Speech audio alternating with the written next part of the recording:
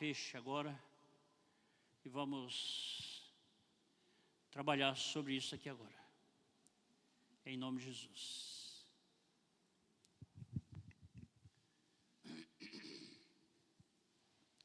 Os últimos dias da igreja na face da terra ou na terra são esses que nós estamos vivendo. E eu não vou falar sobre as dificuldades, senão você não vai querer ouvir também aquilo que a gente tem na cabeça para falar. Vai encher sua cabeça, você vai ficar até amedrontado. Mas eu vou falar do nosso compromisso, da nossa tarefa e da necessidade que nós temos, entendeu? É isso aí que a gente precisa bater nessa tecla agora, lutar por isso aí. Aí você pergunta, por que esses são os últimos dias da igreja na terra, na face da terra? Como é que você acha essa confirmação para isso aí? Nós vamos ver a confirmação para tudo isso através dos sinais, dos acontecimentos que a gente vai vendo eles se desenvolverem, não é? Então os sinais são para isso. Nós estamos vendo aí N sinais, N acontecimentos, na verdade, que eles estão se desenrolando assim sobre a terra. E um dos tais é a apostasia, e muitas vezes a intenção de camuflar o nome de Deus, porque esta já é uma obra do anticristo, o espírito do anticristo, agindo para que Deus perca o seu espaço no coração da igreja e no coração do mundo, da humanidade. Esta já é a intenção. Esta já é justamente assim uma armação dele. Por isso que chegamos ao ponto assim de fazer o seguinte: olha, vamos abrir o leque, começar a trabalhar antes que a gente diga, meu Deus, eu poderia ter feito mais. Meu Deus, o que foi que eu deixei de fazer? E ver tanta gente assim, descendo assim no engano, descendo pelo ralo, como diz a história, e eu não fiz nada. Então, é melhor a gente errar, muitas vezes assim, na tentativa de acertar, do que errar ficando acomodados, porque esta é chamada de negligência. Então, o que nós precisamos assim, neste exato momento, é descobrir diante dos nossos olhos o que nós precisamos fazer. O que nós temos para fazer? Qual será a nossa iniciativa? As nossas atitudes daqui para frente, elas têm que mudar. Elas precisam ser realmente assim, revestidas, não é isso, da revelação de Deus. E ao mesmo tempo precisamos ter essa visão em Deus, de que nós precisamos fazer o seguinte: olhar aonde está o interesse mais alto do coração de Deus. Onde é que está a vontade perfeita do coração de Deus para a nossa vida? E este aí é um dos tais: a conquista dos perdidos, ganhar aqueles que estão desesperados, ganhar aqueles que estão achando na realidade que a oportunidade para eles acabou, ganhar aqueles que estão achando que não tem mais chance, ou que não tem mais um caminho pelo qual eles possam seguir. Talvez até já estiveram dentro do caminho, andaram pelo caminho, se frustraram e saíram. E os sinais aí estão indicando é justamente tudo isso que a gente está vendo. Há um bocado de coisa aqui que eu não posso falar porque estou sendo gravado, estou ao vivo. Mas se eu fosse falar aqui, você ia ficar queixo caído. Mas mesmo assim, vocês vão vendo aí no dia a dia e vocês vão dizer, olha, o pastor não falou, mas uma dessas tais são essas aqui. Então, isso aí está denunciando o quê? Jesus, ele vem buscar a igreja. Não entenderam? Jesus vem buscar a igreja. E essa primeira vinda, que falamos das duas vindas, essa primeira vinda da pessoa de Cristo Jesus, ele não chega na terra. Então ele fica nas nuvens, e ela é chamada de arrebatamento. Amém? Chamada de arrebatamento. E a outra é a que nós vamos guerrear com ele. Mas não é o nosso caso agora. Mas diríamos uma coisa interessante. Eu estava lendo aqui esse texto e olhando algo interessante. O que nos chama a atenção e o que nos conduz realmente a um tempo e a um momento assim, não é isso, de glória na presença de Deus, é a obediência. A obediência, ela é uma coisa assim fundamental para todos nós. Isso já vem desde o passado. Quando você se torna uma pessoa obediente, em Deus principalmente, tenha certeza que você verá a glória dEle. E a glória dEle, eu não estou falando de qualquer coisa. Eu estou falando de algo que nem todos vão ver. Que é difícil para muitas pessoas verem. Mas aqueles que entram pelo caminho da obediência, eles vão contemplar isso aí. 24 de Êxodo, versículo 1. Vamos dar uma olhadinha aqui. Diz o seguinte: depois Deus disse a Moisés, tem Bíblias aí que não fala desse jeito. Disse Deus a Moisés, simplesmente fala só sobre Moisés, mas não fala sobre Deus. Essa daqui é a NVI. Eu não sei a sua tradução aí, se ela está falando isso. Depois, Deus disse a Moisés, subam o monte para encontrar-se com o Senhor. Você e Arão, Nadab e Abiú, e 70 autoridades de Israel, faça o quê? Não ouvi. Eita, misturou aí uma coisa que eu não sei o que foi. Espera, deixa eu ler aqui e vocês completam. Você e Arão, Nadab e Abiú, e 70 autoridades de Israel.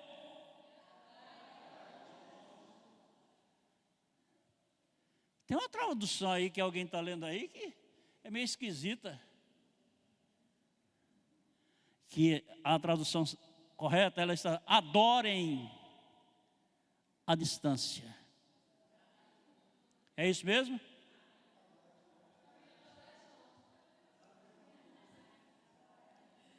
É porque falou todo mundo de uma vez só. Aí misturou. Adorem a distância. Aqui está imbuído aqui, incluído, não é isso? O propósito de obediência e uma visão de Deus assim para aquele povo. Arão, Nadab, Abiú e 70 autoridades de Israel, adorem a distância.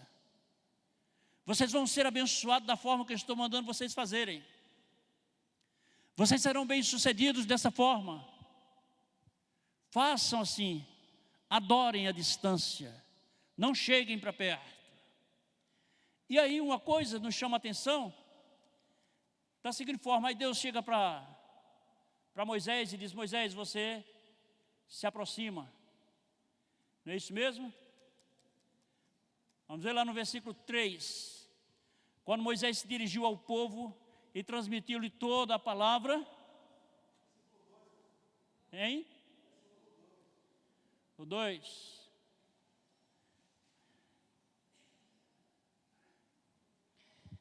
Diz o seguinte: só Moisés se chegará ao Senhor, mas eles não se cheguem, nem o povo suba com ele. Eu não queria ler essa parte, porque alguém vai pensar que é uma distinção aqui, uma acepção que Deus está fazendo. Mas já que você pediu, eu dei uma pulada para o 3. Só Moisés chegue ao Senhor. E aqui nós começamos a encontrar agora, a descobrir algo assim que é tão interessante para nós. Quando Deus fala dessa forma, entendeu? Para Moisés e para aquele povo. Então nos chama a atenção o seguinte: como eles se comportaram. Porque eles poderiam ter dito: olha, nós somos destituídos, nós não temos direito de nos aproximar do Senhor. E agora como é que fica? Mas eu digo uma coisa interessante neste momento, é que eles não deixaram de ser abençoados. Eles estavam realmente assim, debaixo de um padrão de obediência. Vamos ler o versículo 3 que você entende melhor. Quando Moisés se dirigiu ao povo e transmitiu-lhes todas as palavras e ordenanças do Senhor, eles responderam em uníssono, todos de uma só vez, uníssono: faremos tudo o que o Senhor ordenou. Marque esses versículos, essa palavra aí na sua Bíblia. Faremos tudo que o Senhor nos ordenou. Aqui está o ponto fundamental. Agora você pergunta: e este povo não estava frustrado, chateado não em fazer isso aí? Não, eles estavam fazendo de coração. Deus concedeu a eles realmente assim, isto, falou o coração deles, eles ouviram, se contentaram e disseram: nós vamos fazer certinho, com prazer. Deixa eu acrescentar aqui: com prazer, com amor, com alegria, o que o Senhor mandou fazer. Ficar à distância, só um vai ficar próximo? Sim, fique como Deus mandou fazer. Ouça o que Deus falou. Deus mandou você ficar dessa forma, então Ele sabe justamente o que Ele faz. E na realidade, aquele povo se contentou. Eles se contentaram assim em fazer aquilo ali, e da forma que Deus estava fazendo, então assim eles fizeram, procuraram fazer. E era justamente algo assim interessante, justamente quando a gente começa a observar algo dessa forma. Vamos ver lá no versículo 4, que diz o seguinte: e Moisés escreveu todas as palavras do Senhor, e levantou-se pela manhã, de madrugada, e edificou o quê? A primeira coisa que nós precisamos entender na vida daquele povo, na vida do povo de Deus, lá no passado, que muitas vezes a gente nem pensa, a gente nem acredita muito neles, não é verdade? Mas eles tinham, a gente percebe aqui o zelo que eles tinham assim, quando Deus falava, era fazer o seguinte: erigir um altar. Entendeu? Deus pediu? Sim. Ergue, levanta o altar. Você lembra de Abraão? Deus deu a ele um filho. E aquele filho, antes de nascer, Deus disse a Abraão o seguinte: olha, desse menino vai sair reis, povos, nações, cidades, serão tiradas dele. Ele vai prover, ele vai produzir tudo isso aí, nos seus dias, no seu tempo. Então isso aí vai acontecer. E Deus encheu o coração de Abraão de promessas boas. Aí quando o menino nasce, aí já está um rapazinho, não é? Calculo. Aí Deus disse: Abraão, me dá o menino aí para mim prestar um sacrifício com ele. E agora? Me dá o menino, Abraão. Eu vou oferecer ele em holocausto. Deus não disse isso. Me dá esse menino. Agora imagine se fosse a gente, do jeito que a gente é extremista muitas vezes, do jeito que a gente é, às vezes passa a ser legalistas em determinados pontos de vista. Se Deus fizesse uma promessa para nós, depois Ele pedisse essa promessa, a gente ia jejuar e orar e dizer: ó, irmão, não fala comigo durante 7 dias, porque eu vou botar o capeta para correr da minha vida. Mas era Deus que estava pedindo. Abraão automaticamente levantou de madrugada. albardou o seu jumento, pegou os moços, pegou Isaac, pegou a lenha, botou no ombro, botou sobre os jumentos, e caminharam 3 dias. Ao longe, quando eles olharam lá o Monte Moriá, então ele olhou para os moços assim, e o jumento não podia ir, que ia atrapalhar. Aí ele disse: olha, vocês fiquem aqui, porque nós vamos até lá. Depois que a gente adorar, aí a gente volta a vocês. Nós vamos adorar. Quem disse que ele ia adorar? Porque a palavra que Deus tinha falado era para sacrificar. Mas dentro do coração dele, o sacrifício, ele entendeu que é uma atitude de adoração. E o milagre só acontece mediante o sacrifício que você pratica. Amém? Sem sacrifício não haverá milagre. Porque sem sacrifício vai ser uma vida igual a qualquer um que não tem compromisso. Igual a qualquer um que não vê, que não sente, que não pensa, que não é sacrifício. Então, o sacrifício derruba a gente nos pés do Senhor, leva a gente para os pés do Senhor e nos faz realmente nos render e dizer: Senhor, eis-me aqui, tudo é teu. Este é o sacrifício, porque Ele fez isso por nós, quando Ele entregou o seu Filho. Tudo é de vocês, eu estou entregando Ele por vocês. Vocês não vão ser mais perdidos, nem condenados, porque o meu Filho eu entrego por vocês. Amém? E interessante, e aqui voltando, nós começamos a perceber o seguinte, que nós estávamos lendo aqui no versículo 4, Moisés vai lá e levanta um altar de adoração ao Senhor. Você lembra que Jacó levantou o seu altar de adoração também? Quando ele sonha com a escada subindo até o topo dos céus, ele disse: esse lugar não é outro senão casa de Deus, porta dos céus. E ele levanta, e ali ele pega o óleo, levanta o altar, não é isso? Depois e consagra aquele lugar. Interessante isso aí. Então vamos lá no versículo 5. E enviou certos jovens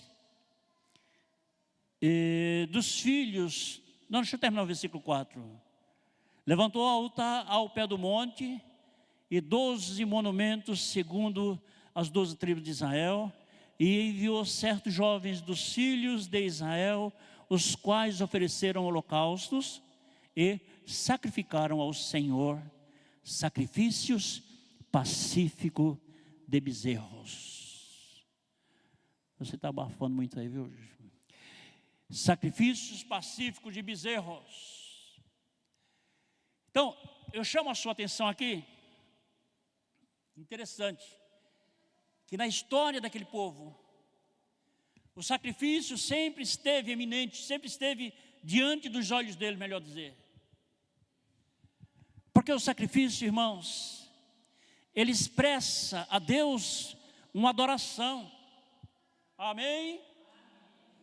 O sacrifício é a adoração. Aquele que diz que é um adorador, ele não sacrifica, não tem o seu coração com atitude de sacrifício, ou o que faz não é como um sacrifício, ele não é um adorador. Então o adorador, ele vai se esforçar. O adorador, ele abre mão de si. O adorador, ele abre mão do que ele é, do que ele tem, do que ele pode fazer para Deus. E aí ele começa muitas vezes brotar os milagres, que muitas vezes você vê aqui não acontece, ali não acontece, ali acontece, porque a diferença está aí. Porque ser um cristão igual as pessoas do mundo são, eu conheço, eu acho bonito, eu acho interessante, eu choro, eu me emociono, eu vou à igreja, eu levanto a mão, quando a igreja está no fogo, eu caio no fogo também, mas ainda não é adoração. A adoração, ela procede do sacrifício, um coração contrito, espírito compungido. Esse Deus não despreza. Amém? Este Deus não despreza. Porque quando eu adoro, quando eu sacrifico, então eu estou realmente abrindo mão, estou encarando tudo que vem pela frente, por amor a Deus, por amor à vontade dEle. Se eu tiver alguma trave na frente, algum bloqueio que esteja realmente assim impedindo, e eu me render àquele bloqueio, então ainda estou precisando de algo mais para aprender a adorar. Porque a partir do instante que eu determinar que vou fazer isto, então eu não quero bloqueio na frente, eu não quero bloqueio diante dos meus olhos, porque acontece o seguinte: precisamos assim ser preparados. Em primeiro lugar, quando você diz que quer ser um adorador, você vai encontrar percalços, barreiras estarão sendo erguidas diante dos seus olhos. Inicialmente o vento vai soprar contrariamente aos planos que você determinou. Preparem-se para isso. Atentem para isso. Quando a gente determina algo, muitas vezes as coisas não acontecem como a gente está determinando inicialmente. Elas são lançadas aqui, engessadas, empacotadas, jogadas lá para o futuro, para acontecer lá. Agora daqui até chegar onde ela está, aí tem um tempo de batalha, experiências, lutas, dificuldades, espinhos para pisar, entendeu? Estradas, caminhos, não é isso, mal pavimentados e assim por diante, para que você possa chegar lá. Isso é verdade. Porque nós não podemos ser um adorador sem ter experiência. Não existe isso. Você simplesmente se adorou aqui de qualquer forma e você já se intitulou como adorador. Você é. Mas precisa ser trabalhado, precisa passar pela prova, precisa passar pela experiência. Está entendendo? É isso que precisa acontecer. E quando passar pela experiência, aquela experiência que ninguém quer muitas vezes, aqueles momentos que ninguém quer passar por eles, estão sobre você. E você vai ter que louvar, engrandecer e exaltar a Deus. Mas só que a palavra de Deus, ela é boa, perfeita, ela é agradável. Quando ela diz: depois da tempestade, segue-se a bonança. Amém? Precisamos realmente assim olhar para tudo isso aí. É impossível que alguém passe, não é isso? Chegue a um nível no reino de Deus, um nível assim relevante, que ele não tenha passado pela prova, que ele não tenha entrado no funil das consequências, das provações. É verdade, ele tem que passar por aquilo ali. E passar por essas provas não é coisas boas que você deita numa rede e diz: oh, estou sendo provado, oh, aleluia, Deus é bom, olha, eu vou vencer essa prova. Quem não vence? A prova, meu irmão, é em cima daquilo que você vai rangir os dentes a ponto de quebrá-los dentro da boca, entendeu? Porque você está vendo que já não suporta mais. Engolir seco, certo? É isso. Mais uma vez, provado, não é reprovado. Uma vez provado, é aprovado. Amém? E Deus assim, depois que Deus vê essa experiência na vida de uma pessoa, aí agora Ele traz justamente o bem para aquela pessoa. E nós fomos levantados como adoradores do Senhor. Deus nos levantou como adoradores. Deus nos deu realmente esse direito.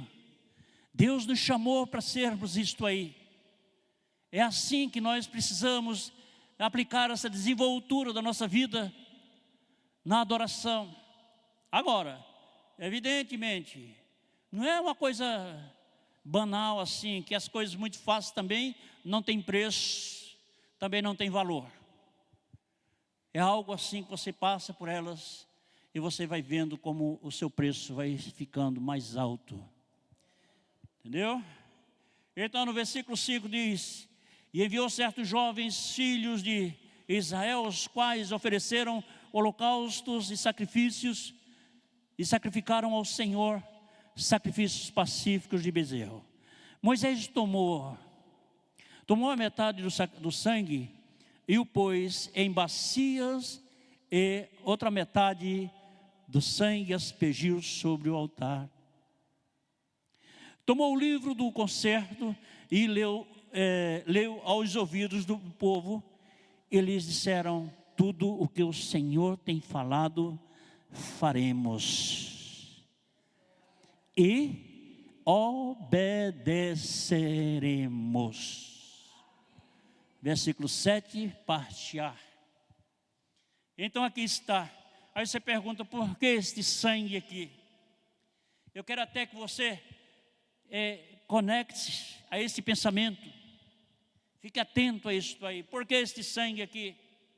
Esse sangue aqui, ele já apontava para o sangue de Jesus. Amém? Já mostrava realmente assim o sacrifício da morte de Cristo Jesus. Mas aqui ele está. Moisés aspergiu sobre o livro, aspergiu sobre o povo, entendeu?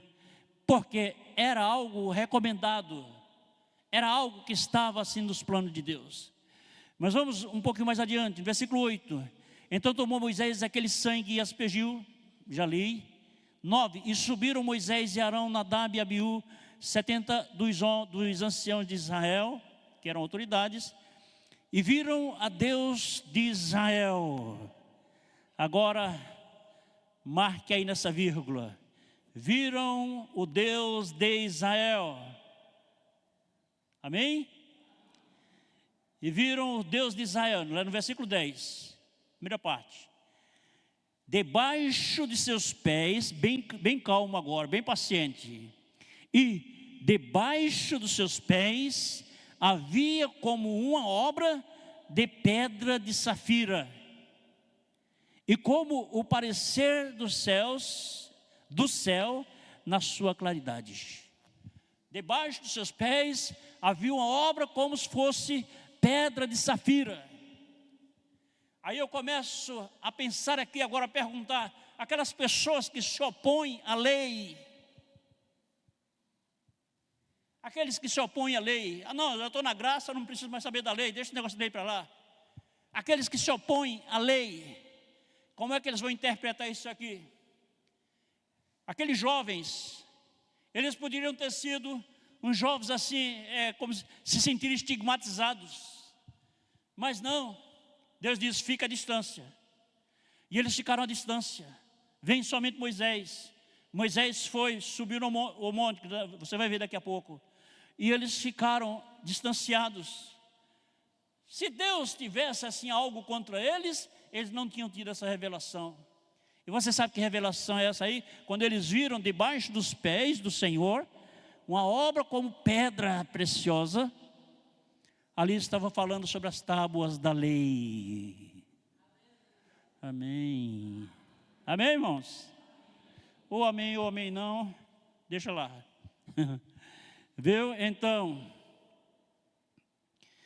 e viram o Deus de Israel, e debaixo de seus pés havia como uma obra de pedra de safira, e com o parecer dos céus na sua claridade. Porém, ele não estendeu a sua mão sobre os escolhidos. Vejam bem, Deus não chegou assim nisso: eu vou estender a mão sobre vocês também. Não, só Moisés. Não estendeu a sua mão sobre os escolhidos dos filhos de Israel, mas viram a Deus e comeram e beberam. Então disse o Senhor a Moisés: sobe a mim ao monte e fica lá, e dar-te-ei tábuas de pedra e a lei. Quem foi que deu a lei? Não entenderam. Quem foi que deu a lei?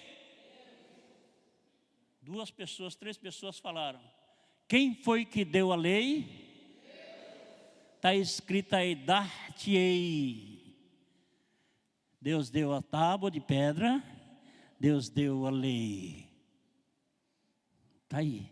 O problema é que ninguém quer ler isso. O problema é que para as pessoas que estão no tempo da graça, ler algo dessa forma é uma afronta para eles, porque já falaram muito por aí que não precisa mais se meter com a lei, não precisa mais pensar nisso ou naquilo outro. Bom, deixa eles ir andando, um dia eles vão ter que pagar um preço para voltar. Certo? Então isso está aqui. Porém, não estendeu a mão. E Deus fez tudo isto, não é isto? Isso procedeu justamente da vontade de Deus. No versículo 12 diz o seguinte: e disse o Senhor a Moisés: sobe a mim ao monte e fica lá, e dar-te-ei. Quer dizer, eles viram aquela obra debaixo dos pés, assim, uma visão que eles tiveram, debaixo dos pés do Senhor, uma pedra, como se fosse uma pedra preciosa, entendeu? E aquele brilho bonito, que ninguém consegue enxergar por muito tempo, é apenas assim. Eu creio que uma visão dessa, ninguém consegue ver mais de 1 segundo. É algo assim muito rápido, porque se a pessoa demorar muito tempo olhando para uma visão dessa, ele morre. Entendeu? É verdade, é muito forte. E eu creio que eles passaram os olhos assim e viram isso aí. Ainda bem que não só foi um, porque senão o texto ia ficar como alguém mentindo. Todos viram, eles viram. Vamos olhar aqui. Porém não estendeu a mão. E os filhos de Israel, na parte B do versículo 11, mas viram, não foi ele viu, viram a Deus e comeram e beberam. Viram a Deus e comeram e beberam. Então disse o Senhor a Moisés: sobe. Então quando Moisés justamente ouviu isso aí, ele subiu. E quando ele subiu, a nuvem tomou conta do monte, cobriu todo o monte. Amém? Amém? Cobriu tudo. Se vocês tiverem um dia a experiência de ir lá no Monte Sinai, vocês vão ver. Ele é íngreme, um pouco íngreme para subir. E o pior de tudo é que é no cascalho, não é?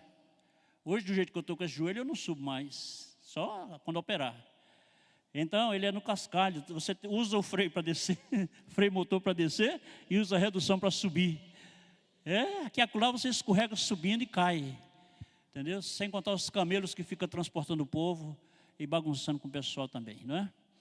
Então, mas você vai ver que é alto, alto, alto, alto, faltando uma certa distância que eu esqueci já. São 13 degraus para chegar lá em cima na pedra, no monte mais alto. Você chega lá em cima, aí você olha a parte mais alta que tem na planície embaixo, você vê o cume deles.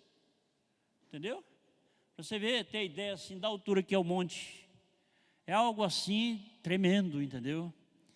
E olhamos assim, e Deus assim chama Moisés, e ele não tem problema de cobrir aquilo ali com a sua glória. E a nuvem da glória de Deus cobre tudo aquilo ali, e Moisés lá está, recebendo a lei do Senhor. Amém?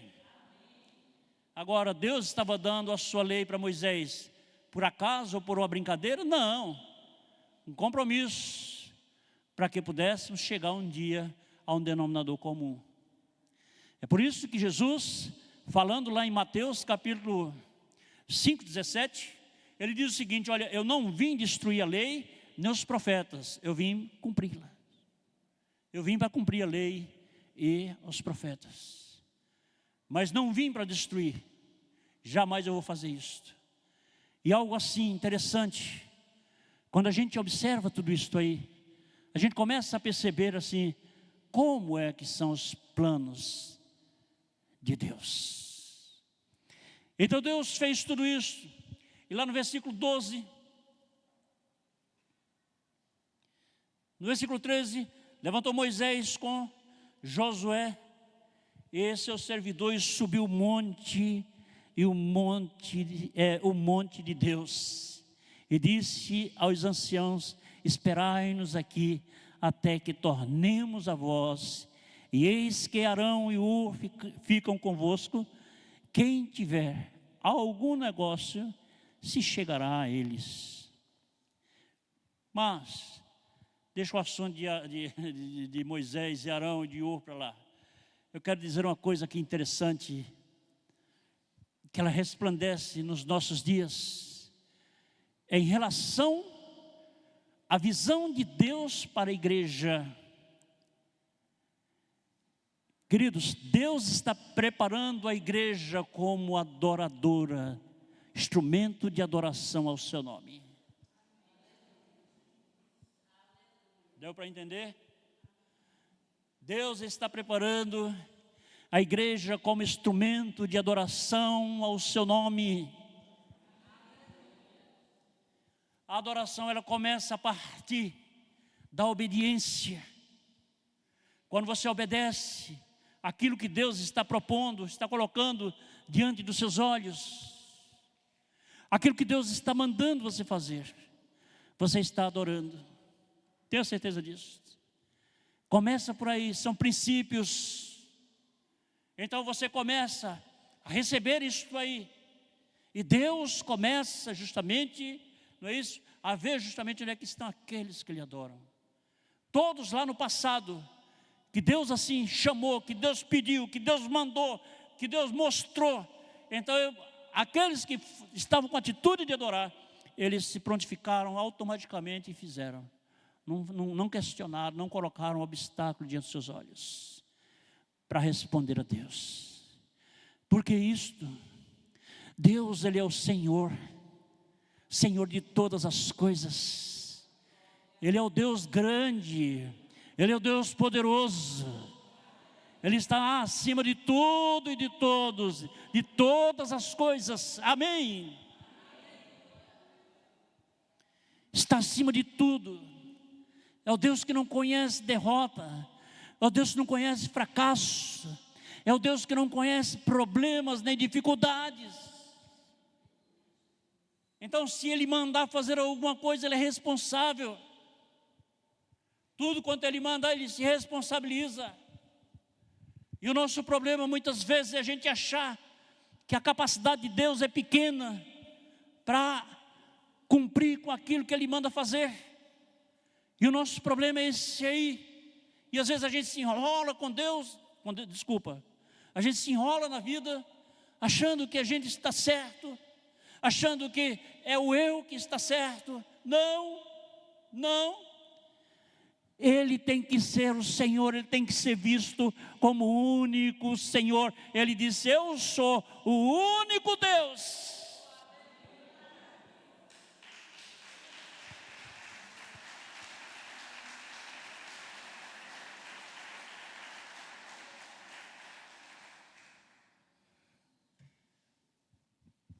Quase que eu ia dizer, pode continuar batendo palma, que aqui eu estou bebendo água de coco. Essa palma é abençoada. Quando não for água de coco, não precisa bater palma não, pode deixar. Estou brincando, pessoal. Então, o que diríamos com isto aí? Recapitulando, Deus criou a igreja para ser adoradora do Senhor. Amém. Adoradora do Senhor. Você pode ter N coisas para fazer, mas coloque o alvo de adorador diante do Senhor. Não perca esse título, não perca esse nome, não perca esta praticidade. E quando eu digo adorar, é se render. Quando eu digo adorar, é largar tudo que você pensa que você é e que você quer ser. É verdade? Entendeu? E deixar Deus ser tudo em você. Há coisas que você pode até dizer assim: olha, eu não estou conseguindo. Caminha, Vai chegar uma hora que você consegue. Anda. Vai chegar uma hora que vai dar certo. Mas você não pode dizer não para Deus. Jamais. Para você não ser um objeto inútil. E uma coisa assim, a igreja como adoradora, ela passa a enfrentar nos dias que estamos vivendo. Os sinais estão nos mostrando momentos difíceis e trabalhosos, como fala o apóstolo Paulo em 2 Timóteo capítulo 3. Esse é o tempo difícil e trabalhoso. Mas mesmo assim, a igreja não pode retroceder, a igreja não pode recuar, a igreja não pode pensar assim, em largar tudo para o alto e debandar. Não, não é esse o papel da igreja. Existem pessoas que elas fazem o seguinte: a situação não está muito boa, então ser cristão agora o negócio não está muito fácil, eu acho que eu vou pegar um caminho de atalho por aqui e vou andando. Vá. A escolha é pessoal. Mas eu digo o seguinte, que não vai dar certo. Não vai prestar. O futuro não vai ser benéfico. As coisas futuras não vão ser boas. Jamais. Por quê? Porque foi a escolha sua. A nossa escolha. A Bíblia diz que a nossa justiça é como trapo de imundície. As nossas justificativas, elas não funcionam para Deus. Por isso que o apóstolo Paulo diz o seguinte: olha, a vida que eu vivo, não mais eu vivo, mas Cristo vive em mim. Por que então? Porque ele deixava que Deus falasse, pensasse por ele, desse a direção a ele, e ele prosseguia. Entendeu?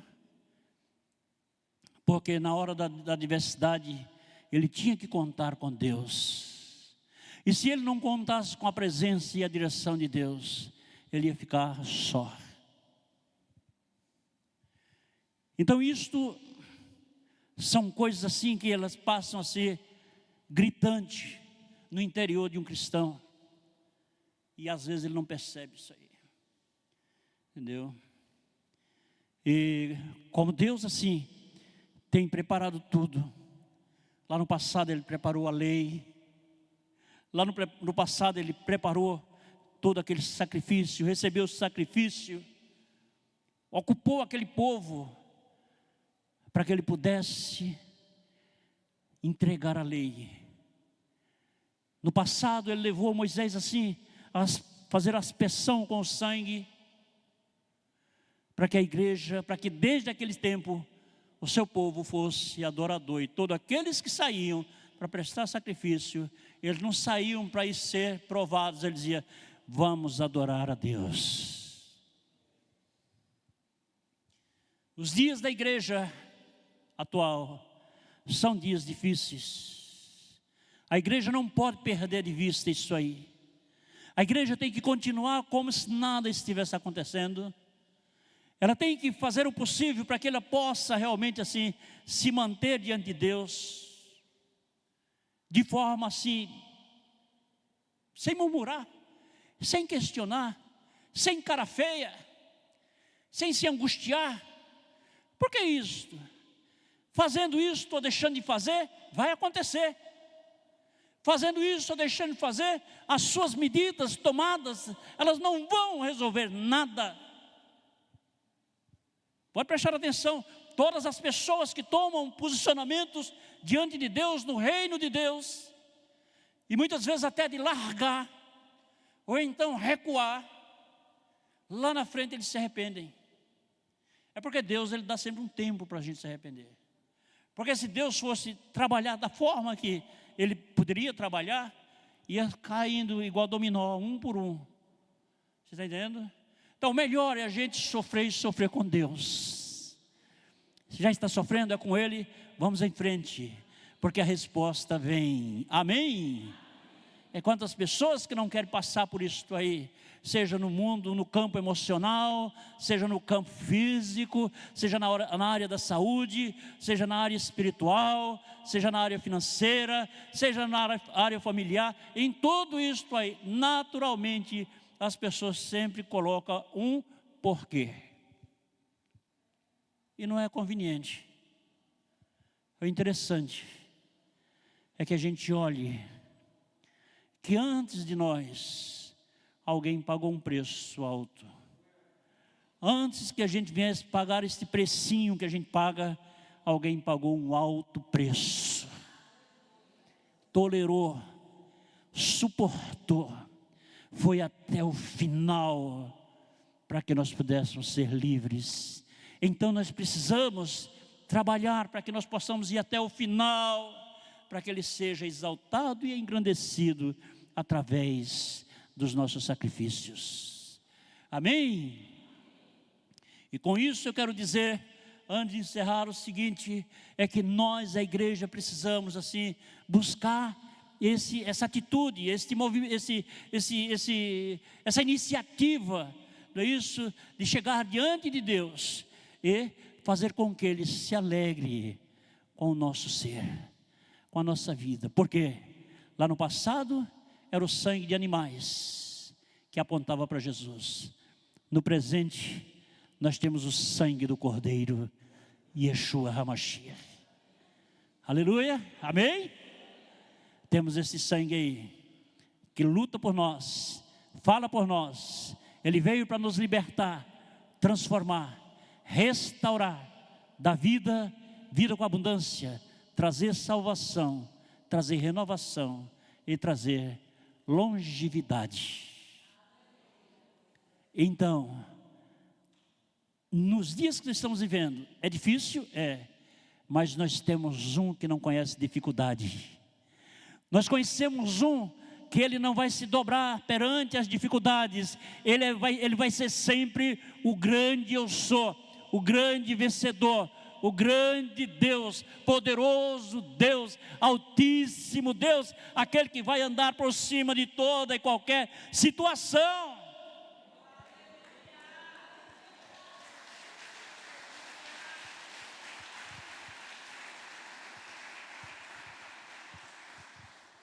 Ele vai estar sempre, Ele não vai ser bloqueado nunca, Ele nunca vai ser estacionado por causa das lutas que o mundo está oferecendo, jamais. Então, se nós estamos no meio dessa turbulência aí, nós precisamos entender uma coisa: olha, eu estou aqui, mas eu estou em aliança, porque eu sou um adorador, eu adoro a Ele, e eu não sei se Ele vai deixar o adorador se perder assim de qualquer forma, que Ele não deixa. Ele é fiel, Ele é bom, Ele é agradável, Ele é real. Então Ele vai estar sempre trabalhando por nós, Ele vai estar sempre buscando assim, cumprir o seu plano, cumprir a sua vontade em nossa vida. Amém? Mas isso é uma coisa interessante, por isto é que o plano de adorador, ele não deve ser extinto. O plano de adoração, ele não pode ser jogado no ralo, não. Ele tem que estar diante dos seus olhos, haja o que houver. A igreja precisa estar adorando ao Senhor em todo o tempo. Em todo o tempo, eu disse, em tudo, e com tudo que você tem, e com tudo que você possa fazer, e com a sua vida inclusive, seja um adorador verdadeiro. Ele está presente, Ele é o Senhor da nossa vida. Ele quer fazer o melhor por você. E Ele vai ficar olhando. No momento que você diz, Senhor, eu quero ser, Ele vai olhar para você. Quer dizer, Ele já olha, né? Ele vai ficar olhando a sua atitude, sua intenção. Será que Ele vai querer mesmo? Será que Ele está disposto a prosseguir mesmo? Ou é um blá blá blá para impressionar? Ele olha. Deus é fiel, Deus é bom e é sábio. E vai olhar, e quando Ele sondar o nosso coração, e Ele vê que você, aí vai ficar igual Jó. Jó naquela prova toda, se coçando com cacos. A esposa dele chegou e disse, tu ainda és fiel a este Deus, amaldiçoa esse teu Deus e morre. Loucura, né? Eu acho que ele deve ter dito, sai daqui, mulher. Meu compromisso é com Ele, não é contigo.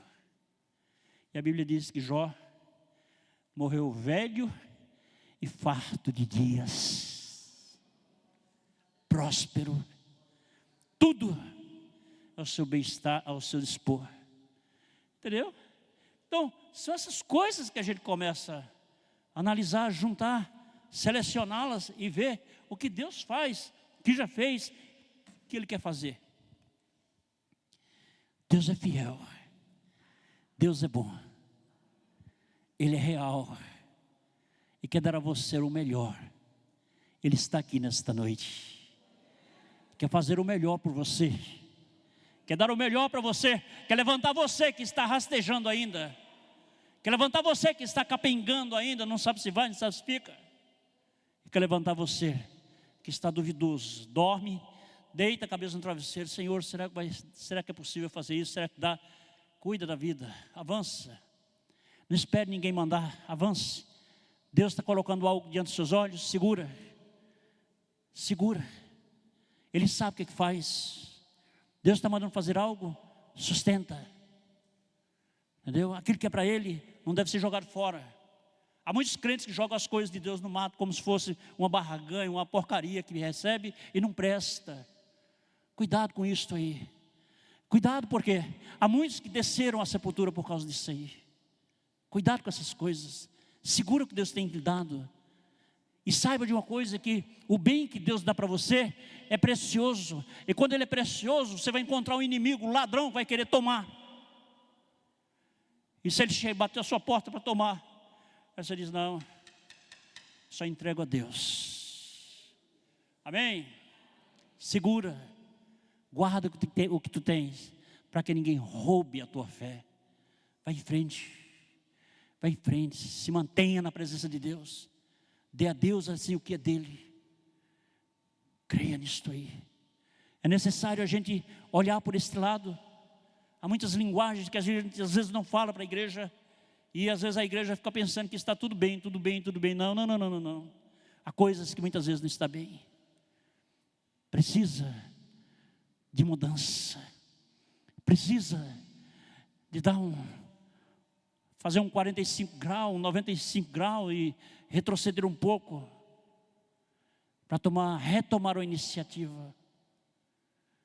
Às vezes o seu pensamento, sua atitude, sua forma de pensar, de meditar, de agir, coloca você assim, deixa você vulnerável, sem saber o que fazer da vida. Não observou os mandamentos, não observou os sinais. Coisa ruim é quando você não olha direito os sinais.